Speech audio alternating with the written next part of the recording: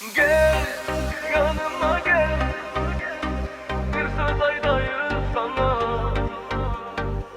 Bu gece İstanbul, dinle seni saydaya.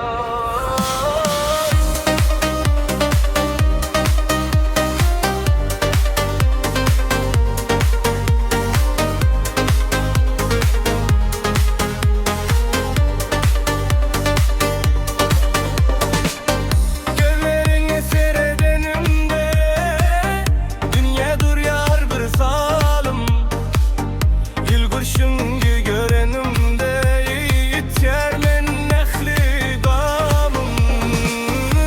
Ak güller saçında, ay yali yüzünde. Şu gece bir arzu var, sen buldun yanımda.